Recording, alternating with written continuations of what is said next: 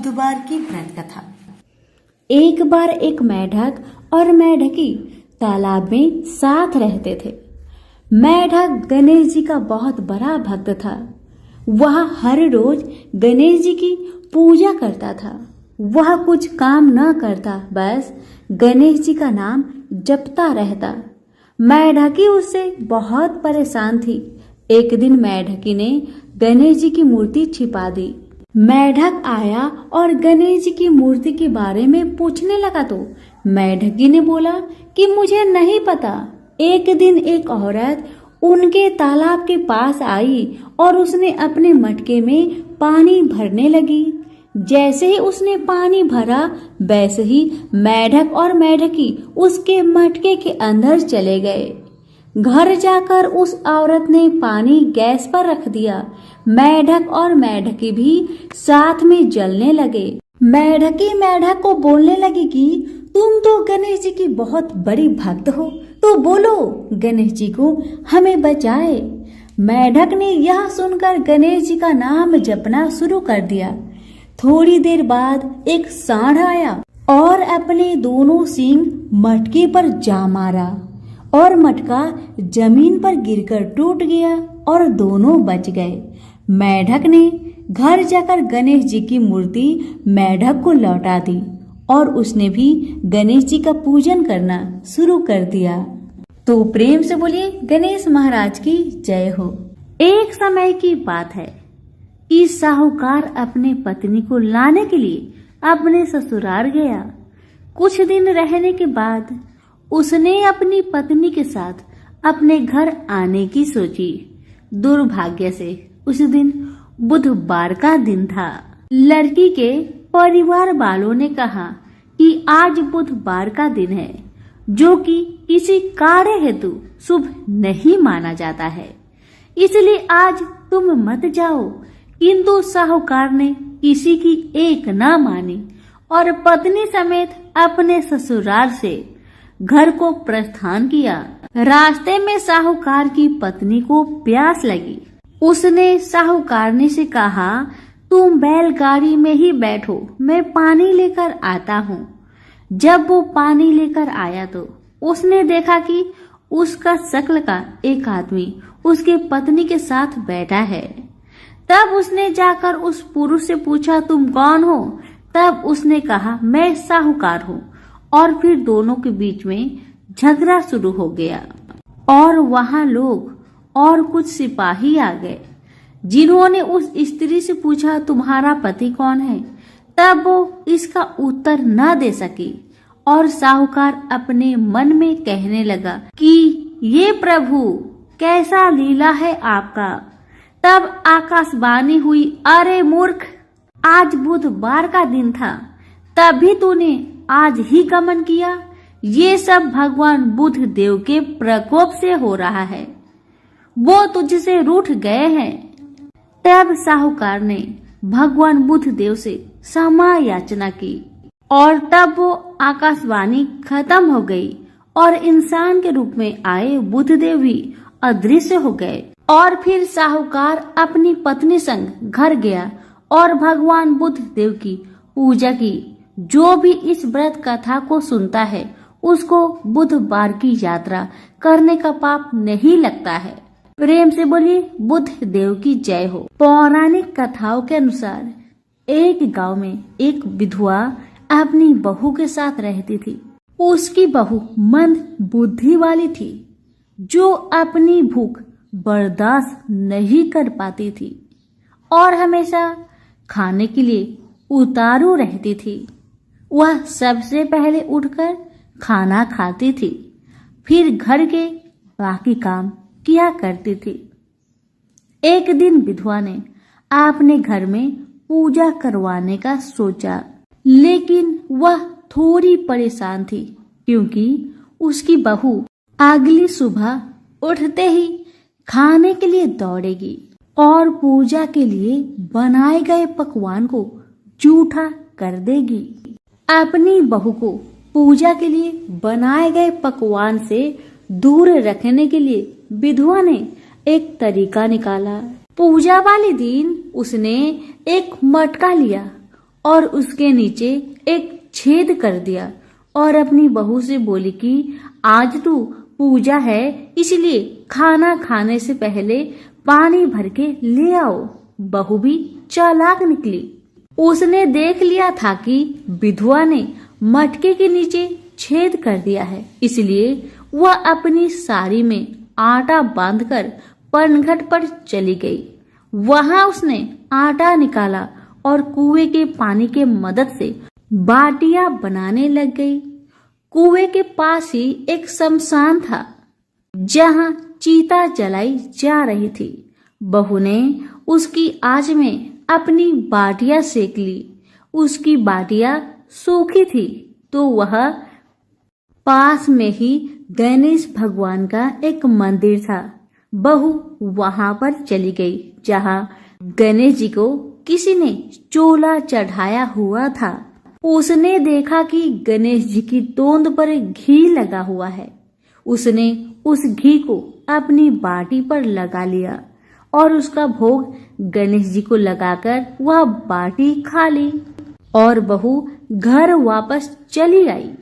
बहू की इस हरकत पर गणेश जी को बहुत गुस्सा आया और उन्होंने गुस्से में अपने नाक पर उंगली चढ़ा लिया।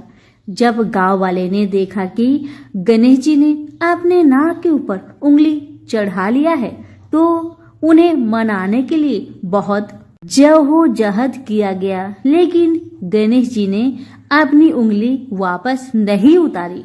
जब यह बात राजा को पता चली तो राजा ने बड़े बड़े पंडितों और ज्योतिषियों को बुलवाया और हवन करवाया, लेकिन गणेश जी फिर भी नहीं माने। सब बहुत चिंतित थे। राजा ने पूरे गांव में यह ऐलान करवा दिया कि जो भी इंसान गणेश जी की नाक पर से उंगली हटाने में सफल होगा उसे इनाम के तौर पर 5 गांव दिया जाएगा। गांव के सभी लोग गणेश जी को मनाने आए, लेकिन गणेश जी किसी से भी न माने और अपनी उंगली नाक पर चढ़ाए रखे। अंत में विधवा की बहू बोली कि अगर सब उसे आज्ञा दे तो वह गणेश जी की उंगली हटा सकती है। उसकी बात सुनकर उसकी विधवा सासू मां हंसने लगी और बोली कि जब बड़े बड़े विद्वान कुछ नहीं कर पाए तो वह कैसे गणेश जी को मना पाएगी। तब किसी ने बोला कि जब सब लोगों को मौका मिला तो उसे भी एक मौका मिलना चाहिए। फिर सभी लोग बहू को एक मौका देने के लिए मान गए, लेकिन बहू ने एक शर्त रखी। उसने कहा कि उसके घर से लेकर मंदिर तक पर्दा बांध दी जाए। सब लोगों ने सोचा कि इतना तो हो ही चुका है तो पर्दा बांधने में क्या जाता है। बहू के कहे अनुसार उसके घर से लेकर मंदिर तक पर्दा लगाया गया। बहू ने अपना दिमाग लगाया और वह अपने साड़ी की आंचल में मोगली छिपाकर मंदिर चली गई। अब बहू ने मंदिर में जाकर गणेश जी से बोला कि मैंने आपके तोंद से जरा सा घी क्या ले लिया, आपने अपने नाक पर उंगली चढ़ा ली। अब आप नाक पर से उंगली हटाइए या दूं एक मोगड़ी की, अभी आपके टुकड़े टुकड़े हो जाएंगे। बहू की यह चेतावनी सुनकर गणेश जी थोड़ा डर गए और उन्होंने सोचा कि यह तो पूरी पागल है, कहीं सच में यह मुझे मोगड़ी न मार दे। अब तो गणेश जी ने बिना सोचे समझे अपनी नाक पर से उंगली हटा ली, जिसे देखकर गांव वाले बहुत खुश हो गए और बहू का जय जयकार करने लगे। राजा के ऐलान के मुताबिक बहू को 5 गांव इनाम में दिए गए।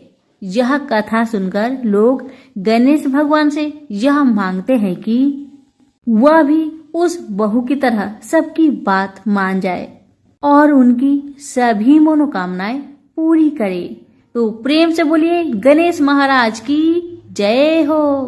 पुराणों में बताया गया है कि एक बार भगवान गणेश गंगा नदी के किनारे तपस्या कर रहे थे।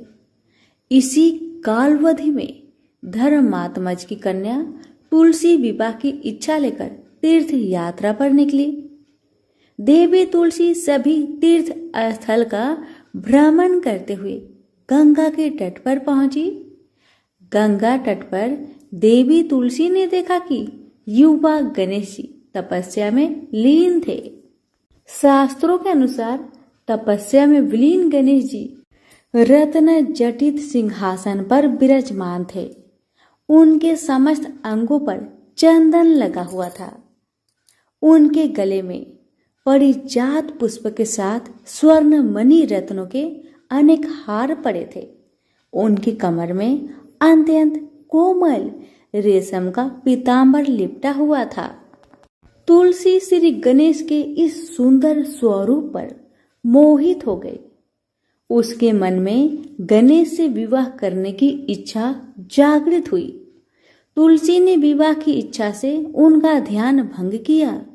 तब भगवान श्री गणेश ने तुलसी द्वारा तप भंग करने को अशुभ बताया और तुलसी की मनसा जानकर स्वयं को ब्रह्मचारी बताकर उसके विवाह प्रस्ताव को नकार दिए। विवाह प्रस्ताव ठुकराने पर तुलसी ने नाराज होकर गणेश जी को श्राप दिया कि उनके एक नहीं बल्कि 2 विवाह होंगी। इस पर श्री गणेश ने भी तुलसी को श्राप दे दिया कि तुम्हारा विवाह एक असुर से होगा। एक राक्षस की पत्नी होने का श्राप सुनकर तुलसी ने गणेश जी से माफी मांगी। तब गणेश जी ने तुलसी से कहा कि तुम्हारा विवाह शंखचूड़ राक्षस से होगा, किंतु फिर तुम भगवान विष्णु और श्री कृष्ण को प्रिय होने के साथ ही कलयुग में जगत के लिए जीवन और मोक्ष देने वाली होगी। पर मेरी पूजा में तुलसी चढ़ाना शुभ नहीं माना जाएगा। तब से ही भगवान श्री गणेश जी को पूजा में तुलसी चढ़ाना वर्जित माना गया है। प्रेम से बोलिए गणेश जी की जय, तुलसी जी की जय। एक गांव में एक माँ बेटी रहती थी। एक दिन वह अपनी माँ से कहने लगी कि गांव के सब लोग गणेश मेला देखने जा रहे हैं, मैं भी मेला देखने जाऊंगी। माँ ने कहा कि वहाँ बहुत भीड़ होगी, कहीं तुम गिर जाओगी, तुम्हें चोट लगेगी। लड़की ने माँ की बात नहीं सुनी और गणेश मेला देखने चल पड़ी।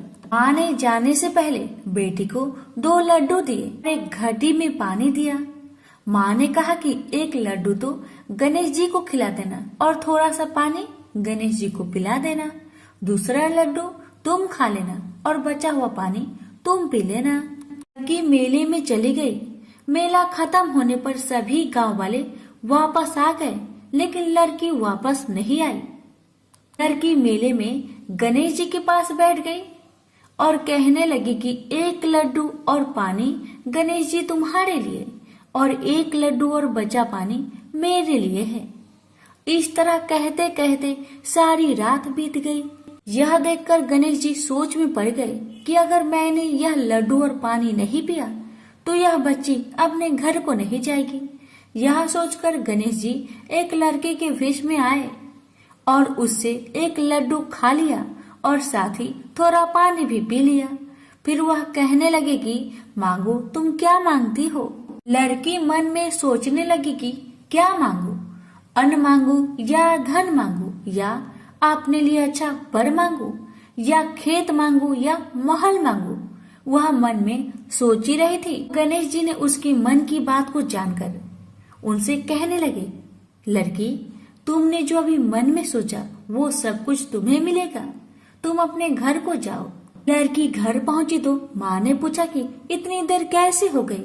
बेटी ने कहा कि आपने जैसा कहा था मैंने वैसा ही किया और देखते ही देखते जो भी लड़की ने सोचा था वह सब कुछ हो गया। प्रेम से बोलिए गणेश भगवान की जय।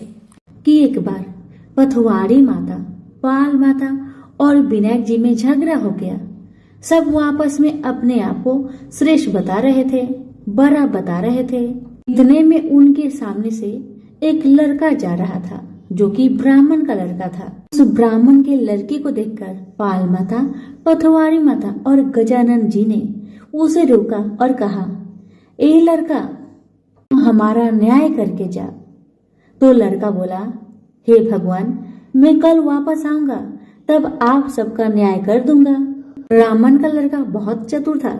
उसे पता था अगर भगवान के बारे में कुछ गलत कह दिया तो मुझे बहुत दुख उठाना पड़ सकता है। इसी कारण से ब्राह्मण का लड़का चुपचाप वहां से चला गया और अपने माँ से सारा कहानी बताया कि माँ, मैं जब रास्ते से जा रहा था वहाँ पर पाल माता, पथवारी माता और विनायक जी अपने आप में लड़ रहे थे। पाल माता कह रही थी मैं बड़ी हूँ, विनायक जी कह रहे थे मैं बड़ा हूँ, पथवारी माता कह रही थी मैं बड़ा हूँ। इसी बात को लेकर दोनों माता और विनायक जी मुझे बुलाए और कहने लगे, हमारा न्याय करता जा। लेकिन मैं बहाना बनाकर इतना कहकर आया, मैं कल आपका न्याय कर दूंगा। माँ, अब तुम बताओ, मैं उनका न्याय कैसे करूं? बताओ माँ। बेटे की बात सुन माँ ने कहा, बेटा ध्यान से सुनो, जब कल पथवारी माता, पाल माता और विनायक जी के पास जाओगे तब सभी को बड़ा बता देना। लड़के ने कहा, ठीक है माँ, जैसा तुमने कहा मैं वैसा ही करूँगा। दूसरे दिन लड़का वहाँ पर चला गया जहाँ दोनों माता और विनायक जी रहते हैं। ब्राह्मण का लड़का सबसे पहले पाल माता से बोला, हे पाल माता, आप बड़ी हैं क्योंकि हर व्यक्ति आता है और स्नान ध्यान करके शुद्ध होकर जाता है और आप सबकी रक्षा करती हैं, इसलिए आप बड़ी हैं। तो ब्राह्मण लड़का गया पथवारी माता के पास और कहने लगा, हे माता, आप सबसे बड़ी हैं क्योंकि जितने भी तीर्थ धर्म ध्यान कर ले पर आपकी पूजा किए बिना उनका कार्य पूर्ण नहीं होता। आप जीवित को भी तारती है और मरने के बाद भी उद्धार करती है। ये पथवारी माता पथ की धारणी, इसलिए आप बड़ी है। अब विनायक जी की बारी आया तो लड़का बोला, हे भगवान, सबसे पहले शुभ काम में आपको ही मनाया जाता है। आपको ध्याए बिना कोई काम सिद्ध नहीं होता, इसलिए हे विनायक जी आप बड़े हैं। माता, पथवारी माता और विनायक जी लड़के की चतुराई पर बहुत प्रसन्न हुए और बोले, हे लड़के, तुमने तो हम सबको ही बड़ा कर दिया। हम सब तुमसे बहुत प्रसन्न हैं, इसलिए जा हम तुम्हें आशीर्वाद देते हैं कि तुम सदा सुखी रहो। और उसके साथ ही पथवारी माता, पाल माता और विनायक जी ने जौ के 2-4 दाने उसके अंगोछे में डाल दिया। जौ के दाने को देखकर लड़का सोचने लगा, तो घाटे का सौदा हो गया। मैंने अपना दिन को खराब करके इन देवी देवताओं का न्याय किया और इसके बदले में मुझे कुछ जौ के ही दाने मिले। उदास मन से वह ब्राह्मण का लड़का जौ के दाने को अंगोछे में लपटकर घर जाके एक कोने में डाल दिया। बेटा घर आया तो माँ ने पूछा, बेटा न्याय कर आया, क्या मिला तुम्हें? बेटा ने कहा, घर के कोने में अंगोछे में रखा हूँ, जाकर देख लो। जैसे ही वहाँ गई, अंगोछे को उठाई, उसमें से ढेर सारे हीरे मोती का ढेर बरसने लगे। ये देखकर तो माँ अत्यंत प्रसन्न हो गई। माँ ने बेटे को बुलाया और कहा, बेटा आज तो पाल माता, पथवारी माता और विनायक जी आज तो हम पर प्रसन्न हुए हैं। माँ बेटी बहुत प्रसन्न हुए। हे भगवान, हे पाल माता, हे पथवारी माता, हे विनायक जी, ऐसे आपने ब्राह्मण के लड़के को दिए वैसे सबको देना। कहानी कहने वाले, सुनने वाले, हुकार भरने वाले को सुख समृद्धि धन धान्य देना। प्रेम से बोलिए, पाल माता, पथवारी माता, विनायक जी की जय। एक ब्राह्मण था जो नित्य प्रतिदिन सुबह उठकर गंगा जी स्नान के लिए जाता था और आकर विनायक जी का पूजा करता और विनायक जी की कहानी सुनता था। ब्राह्मण की पत्नी को पूजा करना अच्छा नहीं लगता था। जब भी ब्राह्मण पूजा करता तो ब्राह्मणी गुस्सा हो जाती थी और कहती थी कि सुबह पहले पूजा करने के लिए बैठ जाते हो, मैं झाड़ू निकालती हूँ, घर का काम करती हूँ, तुम्हें कोई काम नहीं है क्या? ब्राह्मण अपनी पत्नी की बातों पर ध्यान ही नहीं देता था। एक दिन की बात है, ब्राह्मण गंगा जी नहाने के लिए चला गया। ब्राह्मणी ने विनायक जी को छुपा कर रख दिया। जब ब्राह्मण गंगा नहाकर वापस आए, विनायक जी की मूर्ति नहीं मिली तो ब्राह्मणी से पूछने लगा, कि विनायक जी की मूर्ति कहाँ गई। ब्राह्मणी कहने लगी, मुझे क्या पता तुम्हारे विनायक जी कहाँ गए। अब तो ब्राह्मण खाना पीना खाना बंद कर दिया। ब्राह्मणी ने कहा, खाना खा लो। लेकिन ब्राह्मण ने कहा, जब तक मैं विनायक जी का पूजा नहीं कर लेता तब तक मैं अन्न जल ग्रहण नहीं करूंगा। ब्राह्मणी ने ब्राह्मण को बहुत समझाया, मगर ब्राह्मण ब्राह्मणी की बात नहीं माने। अब तो ब्राह्मण और ब्राह्मणी दोनों झगड़ने लगे। दोनों को लड़ते झगड़ते देख विनायक जी की मूर्ति हंसने लगी। तब ब्राह्मणी गुस्से में आकर बोली कि मूर्ति वहां रखी है। उसके बाद ब्राह्मण ने विनायक जी की पूजा अर्चना की। तब अचानक ही विनायक जी की मूर्ति बोल उठी कि तुझे मेरी सेवा करते हुए बहुत दिन हो गए हैं, कुछ मांगो मुझसे। ब्राह्मण बोला कि अन्न मांगो कि धन मांगो, जितना दुनिया में सुख है क्या वह सब सुख मांगो। तब विनायक जी ने सारा सुख धन अन्न सब ब्राह्मण को दे दिए। ब्राह्मण मूर्ति को मंदिर में रखकर पूजा अर्चना करने लगा। ब्राह्मणी को इतना अन्न धन मिलने से उसकी भी पूजा करने की श्रद्धा जाग उठी और वह भी ब्राह्मण को बोलकर मूर्ति घर में रखवाई और खूब प्रेम से गणेश महाराज की पूजा करने लगी। हे विनायक जी महाराज, जैसा सुख अपने ब्राह्मण को दिया वैसा सुख सबको देना। विनायक जी की कहानी कहने वाले को, विनायक जी की कहानी सुनने वालों को और हुक्कार भरने वालों को और पूरे परिवार को देना। तो बोलो गजानंद गणेश जी महाराज की जय, विनायक जी महाराज की जय। विनायक जी और देवरानी जेठानी की कहानी। दो देवरानी और जेठानी थी। देवरानी के पास बहुत धन था, लेकिन जेठानी बहुत गरीब थी। जेठानी गणेश जी की बहुत आराधना करती थी। वह अपनी देवरानी के घर आटा पीसने जाती थी। जिस कपड़े से वह आटा छानती उसी कपड़े को वह अपने घर को लाकर पानी में घोलकर अपने पति को पिला देती थी। एक दिन देवरानी के लड़के ने देख लिया और अपनी माँ से बोला कि माँ, ताई यहाँ से आटा का कपड़ा ले जाकर ताऊ जी को घोलकर पिला देती है। देवरानी की बात सुनकर बहुत गुस्सा हुई जेठानी और गुस्से में बोली कि मेरे घर से आटा छानने के बाद कपड़ा यहीं पर रखकर हाथ धोकर जाए। वह ऐसा ही करने लगी। लेकिन जब वह घर जाती तो उसका पति बोलता कि मुझे आटा घोलकर दे, मुझे बहुत भूख लग रही है। जेठानी ने बोला कि आज उसने आटा छानने का कपड़ा रख लिया। तब उसका पति गुस्से में आकर उसको मारने लगा। उस रात वह गणेश जी करते हुए सो गई। गणेश जी आए और उन्होंने पूछा, क्यों सो रही है? वह बोली कि मेरी देवरानी के आटा छानने को कपड़े लाकर मेरे पति को घोलकर पिला दी थी। आज उसने कपड़ा रख लिया, इसलिए आज मैं अपने पति को आटे के घोर पिला नहीं सकी, इसलिए मेरे पति ने मुझे मारा। गणेश जी ने कहा कि मैं घर घर से तिलकुट्टा खाकर आया हूँ, इसलिए मुझे शौच जाना है। कहाँ पर जाऊँ बताओ? उसने कहा कि महाराज, बहुत जगह पड़ी है, कहीं पर भी चले जाओ। गणेश जी शौच करके वहां से चले गए। थोड़ी देर बाद जब उसने उठकर देखा कि सारा घर तो हीरे से जगमगा रहा है, वह धन को इकट्ठा करने लगी तो देवरानी के घर जाने में देर हो गई। देवरानी ने लड़के को भेजा कि देख कर आओ, आज ताई क्यों नहीं आई।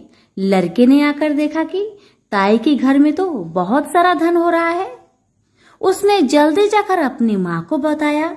देवरानी दौड़ी दौड़ी आई और पूछा कि तेरे यहाँ इतना धन कहाँ से आया। तब जेठानी ने सारी बात बता दी। इतनी बात सुनकर देवरानी घर पर आई और अपने पति से बोली कि मुझे भी लकड़ी से मारो। जेठानी के पति ने उसे लकड़ी से मारा था, उसके घर बहुत धन हो गया। उसका पति बोला कि तू धन की भूखी क्यों मार खाती है, लेकिन वह नहीं मानी। उसके पति ने उसे खूब मारा। वह सारा मकान खाली करके गणेश जी का नाम लेकर सो गई। गणेश जी आए और बोले कि घर घर से तिलकुट्टा खाकर आया हूँ, इसलिए मुझे शौच जाना है। मैं कहाँ पर जाऊं? तब वह बोली कि महाराज, मेरे तो बहुत बड़ा मकान है, कहीं पर भी चले जाओ। गणेश जी शौच करके ही वहां से अंतर ध्यान हो गए। थोड़ी देर बाद उठकर देखी तो उसने देखा कि घर में बहुत सारा कूड़ा कचरा रखा हुआ है। यह देखकर वह बोली कि महाराज, आपने तो मेरे साथ छल किया है। जेठानी को इतना सारा धन दे दिया और मुझे कूड़ा करकट दे दिया। अब गणेश जी वहां आए और बोले कि तू धन की भूखी मार खाई, वह धर्म की भूखी। देवरानी बोली कि महाराज, ये सब कूड़ा कचरा समेटो, मुझे तो धन नहीं चाहिए। तब गणेश जी ने कहा कि तेरे पास जितना धन है उसमें से आधा जेठानी को दे दे, तब यह कूड़ा कचरा समेट लूंगा। देवरानी ने जब अपने धन में से आधा धन जेठानी को दिया, तब गणेश जी ने अपनी सारी माया समेटी। हे गजानन गणेश जी महाराज, देवरानी को दिया वैसा किसी को मत देना, जेठानी को दिया वैसा सबको देना। विनायक जी की कहानी कहने वालों को, विनायक जी की कहानी सुनने वाले को, हुक्कार देने वाले को और पूरे परिवार को देना। प्रेम से बोलिए गणेश भगवान की जय। बहुत समय पहले की बात है, किसी गांव के बाहर एक बरगद का पेड़ था, जिसके पास ही गणेश जी का एक छोटा सा मंदिर था। गांव में और मंदिर नहीं थे, इसलिए सब लोग इसी मंदिर में आकर पूजा किया करते थे। गांव में एक भिखारी भी रहता था, भीख मांगना ही उसका काम था। गांव छोटा सा था, भिखारी को काफी भीख नहीं मिलती थी, इसलिए यह और कोई उपाय न देखकर मंदिर के दरवाजे पर बैठने लगा। सोचने लगा कि लोग यहाँ धर्म करने आते हैं और नहीं तो सही पेट भरने लायक भीख तो मिल जाया करेगी। भिखारी दिन भर मंदिर के दरवाजे पर बैठा रहता और जब वहां किसी को आते देखता तो शिव शिव रटने लगता। इस तरह बेचारा दिन भर गणेश जी और शिव जी का नाम जपता रहता था, मगर शाम तक उसे भीख मिलती थी। फिर 2-4 मुट्ठी अन्न और कुछ फल मूल और कभी कभी 4-6 पैसे मिलते थे। भला इतनी थोड़ी आमदनी से किसी की गुजर कैसे हो सकती है। फिर भिखारी को अपना ही नहीं बल्कि अपनी बेटी की भी चिंता करनी पड़ती थी। उसकी बेटी का नाम था कमला और वह बड़ी चतुर और बड़ी समझदार थी, मगर चतुराई और समझदारी से तो पेट की आग नहीं बुझती, उसे तो भोजन चाहिए। इसलिए कमला कभी कभी अपने बाप को भोजन पाने के लिए तंग करने लगती थी। उस वक्त भिखारी के दिल पर बड़ी चोट लगती, उसकी आंखें भर आती थी, वह चिंता के समुद्र में डूब उतरने लगता था। गर्मी के दिन थे, दोपहर का समय था, ऊपर आसमान और नीचे धरती धक धक जल रही थी, चारों तरफ सन्नाटा छा रहा था। ऐसे ही समय में महादेव पार्वती लोगों का सुख दुख देखने इस संसार में आए। चलते चलते वे उसी गांव में पहुंचे और गणेश जी के मंदिर के सामने से निकले। भिखारी उन्हें आते देख ओम नमः शिवाय, ओम नमः शिवाय की रटना रटने लगा। भिखारी की यह हालत देख पार्वती जी को बड़ी दया आई। उन्होंने महादेव जी से कहा, भगवान इस भिखारी की तरफ भी तो देखिए, बेचारा कितना दुखी है। देखिए तो कितने प्रेम से आपका नाम जप रहा है और आप भगवान कितने कठोर है। आपको क्या इस भिखारी पर दया नहीं आई? मैंने सुना था कि लोग बड़े पापी हो गए हैं, वो देवताओं का पूजा नहीं करते, मगर नहीं, आज मुझे मालूम हुआ कि इसमें उनका कोई अपराध नहीं, सब तो देवताओं का अपराध ही है। आप इसी भिखारी को ले लीजिए। बेचारा को आपका नाम लेते लेते बरसों बीत गए, इतने पर भी अभागा पेट भर भोजन तक नहीं पाता। जब देवता ही ऐसे कठोर हो जाएंगे तब कोई काहे उनकी पूजा करेगा। अब महादेव जी को पार्वती जी की बात लग गई। भगवान बोले, देवी आप असल बात क्या है नहीं जानती और आप जान भी नहीं सकती, क्योंकि आपका हृदय ही इतना कोमल है कि मैं कहता हूँ देवी आप जिद ना करें, जो हो रहा है उसे होने दीजिए। देवी ने एक ना सुना तो भगवान ने कहा, ठीक है तो मैं आज इस भिखारी के लिए कुछ बंदोबस्त करा देता हूँ। जिससे इस भिखारी का दुख दूर हो जाएगा। इतना कहकर महादेव जी पार्वती जी के साथ मंदिर में पहुँचे। माता पिता को आते देख गणेश जी उठकर खड़े हो गए। उन्होंने बड़े प्रेम से माता पिता को प्रणाम किया। महादेव जी ने गणेश जी को आशीर्वाद दिया और कहा, देखो बेटा, यह भिखारी वर्षों से तुम्हारे द्वार पर बैठा है, मेरा नाम जपा करता है, मगर तुमने अब तक इस पर दया क्यों नहीं किया? अब ऐसा कुछ उपाय करो जिससे इस बेचारे का दुख दूर हो जाए। गणेश जी ने हाथ जोड़कर उत्तर दिया, अच्छी बात है पिताजी, 7 दिन के भीतर उसका दुख दूर हो जाएगा। उसे कहीं न कहीं से 2 लाख रुपए मिल जाएंगे। गणेश जी का उत्तर सुनकर महादेव पार्वती आगे को चल गए।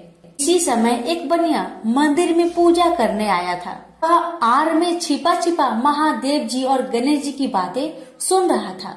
उसने सोचा, ये तो बहुत अच्छा मौका है, यदि थोड़ी चतुराई से काम लूं तो सहज ही 2 लाख का मालिक मैं हो सकता हूँ। बस वह बड़ी खुशी से भिखारी के सामने पहुँचा और उसे प्रणाम कर एक तरफ बैठ गया। भिखारी को आज तक किसी ने प्रणाम नहीं किया था, न कोई उसके पास आकर बैठा ही था। बनिए की इस काम से भिखारी ने समझा कि यह बेशक कोई भला मानुष है। वह मन ही मन प्रसन्न हुआ और बनिए से बोला, बाबा आप बहुत दयालु जान पड़ते हैं, कहिए मेरे पास आने की कृपा क्यों कर हुई? आप नहीं जानते मैं एक गरीब भिखारी हूँ। बनिए को तो अपना मतलब गांठना था। मीठेपन से बोला, आप भिखारी है? कौन कहता है कि आप भिखारी है? मुझे अच्छी तरह मालूम है कि आप एक पहुँचे हुए महात्मा हैं और आपके दर्शन से लोगों के पाप दूर हो जाते हैं। मैं भी आपके दर्शन करने चला आया हूँ। मुझे आपसे कुछ पूछना है, यदि आज्ञा दो तो पूछो। भिखारी खुशी से बोला, पूछिए। बनिया बोला, भला दिन भर आपको कितनी भीख मिल जाती है? भिखारी बोला, भाई मिलने की क्यों पूछते हो, यहाँ तो पेट की भी लाले पड़े रहते हैं। रोजाना 2-4 मुट्ठी अन्न मिल जाता है, कभी 2-4 पैसे भी मिल जाते हैं, किसी तरह दिन काट लेता हूँ। बनिया कहने लगा, राम राम, आप जैसे महात्मा और यह कष्ट। इस गांव के आदमी भी क्या आदमी हैं? आपकी थोड़ी सी सहायता नहीं कर सकते? आप कैसे यह कष्ट सह लेते हैं? मुझे तो आप पर बड़ी दया आती है।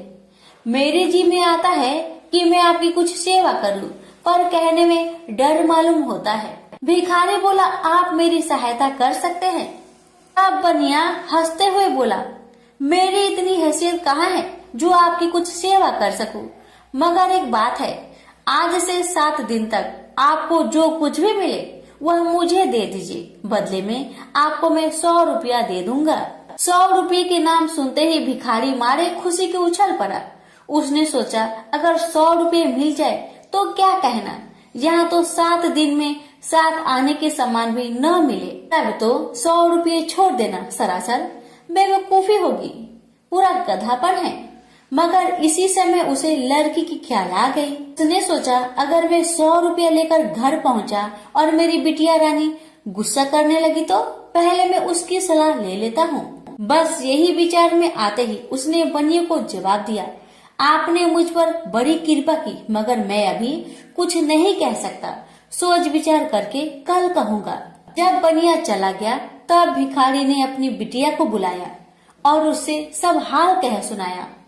चतुर बिटिया कमला ने फौरन समझ गई कि इसमें जरूर कोई बनिए की शैतानी है। उसने पिता से कहा, बनिया बिना फायदे के क्यों 100 रुपये देने चला?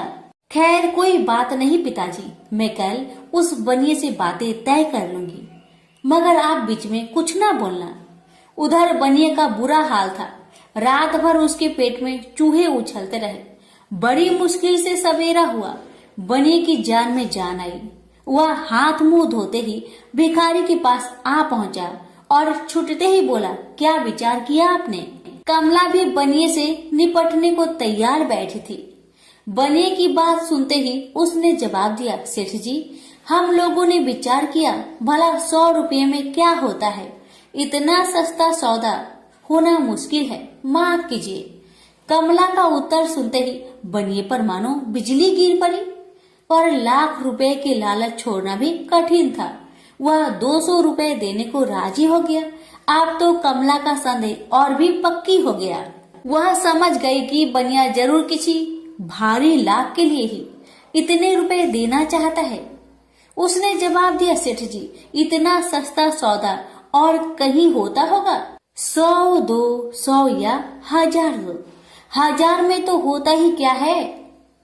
जो चीज आप कौड़ियों में मोल खरीदना चाहते हैं वह लाख रुपए में भी सस्ती है। यह सुनकर बनिया बहुत घबराया, परंतु उसने अपनी कोशिश जारी रखी। मारे लोभ के वह अंधा हो रहा था। उसको लोभ का भूत सवार हो गया था।